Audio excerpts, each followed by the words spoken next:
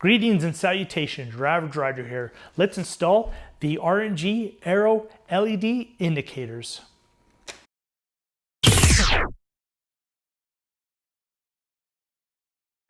A while back, I had purchased on the local buy and sell the R&G tail tidy for my Bonneville, and it also came with these turn signals, a set for the front and a set for the rear.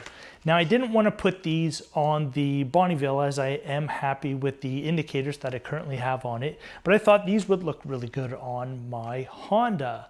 Let's go ahead and do the install. So I'm just doing a quick unboxing here. What you see is what you get. You got these LED with the R&G logo on the top. I was happy to see that there's no logo on the bottom, just blacked out there. And this is the first time that I happened to notice that there's a LED light on the top. So I thought really good for safety, so cars coming at the side of you can see that you've got your turn signal on there. Now these are little adapter plates that I had ordered from Amazon. I believe they cost me $13. They fit my Honda and a few other Honda motorcycles as well, and they just fit in place once you take the original turn signals off. Now this gave me a little bit of trouble. I will say that there are 8 screws holding this plastic piece off. I wasn't sure what needed to come off, what screws needed to come out. They all need to come out.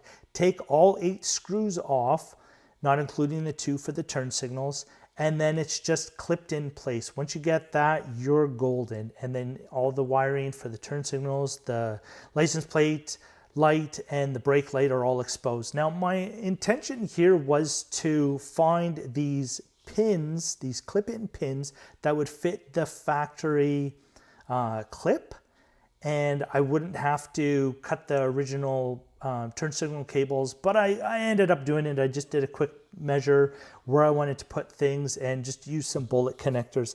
Now I staggered the bullet connectors a little bit because the nut, the washer, and the adapter, it's actually a fairly tiny hole, so I wanted it as slim as possible when I put this together. Now I'll try and take some time here. When you replace your regular light bulb indicators, incandescent bulbs, with LEDs, they will blink faster than they will. It needs some more resistance. I believe the motorcycle believes that you've got a burnt out turn signal, and this needs to be remedied. I will do a future video with the installation of a new relay from TST Industries.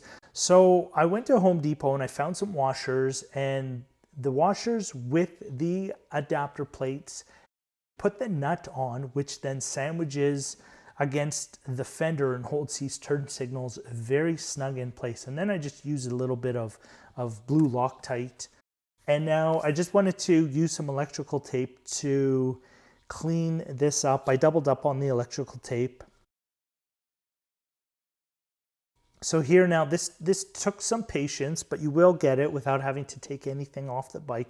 The hole is really small and it's a really funny angle, but you will get it through. Just that's the turn signal adapter. So the blue and green are for one side and the orange and green are for the other side.